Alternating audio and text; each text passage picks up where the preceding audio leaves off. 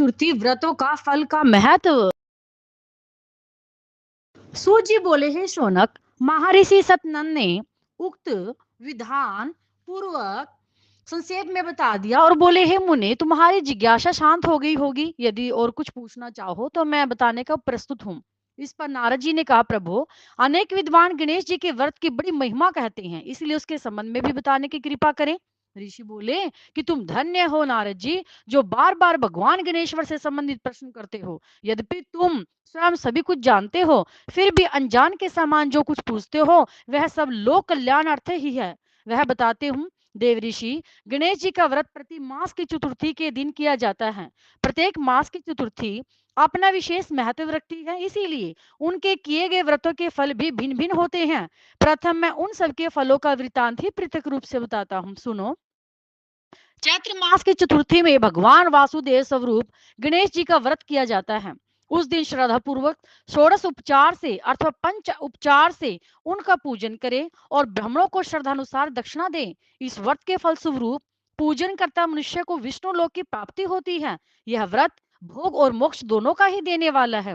वैशाख मास की चतुर्थी को भगवान संकर्षण गणेश का व्रत करना चाहिए। उस दिन भक्ति भाव पूर्वक उनका पूजन करें और ब्राह्मणों को शंख दान दें।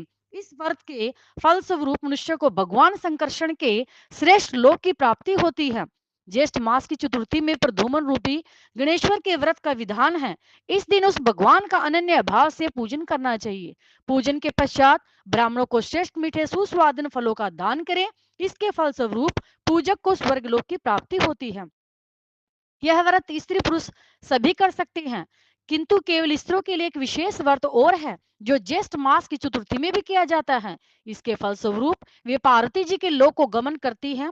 इसे सती व्रत कहते हैं। आषाढ़ मास की चतुर्थी में अनिरुद्ध स्वरूप गणपति का व्रत किया जाता है। इसमें भगवान का पूजन कर सन्यासियों को कमंडलू दान करना चाहिए। यह समस्त सन्यासियों की व मनुष्य की समस्त कामनाएं पूर्ण करने वाला है। आषाढ़ी चतुर्थी का ही एक पुत्रदायक गणेश व्रत भी है। हे नारद, यह रथांतर कल्प के प्रथम दिवस किया गया था। उस दिन श्रद्धा भक्ति सहित गणेश जी का विधि पूर्वक पूजन करना चाहिए। इसके फल स्वरूप दुर्लभ पुत्र रतन की प्राप्ति होती है।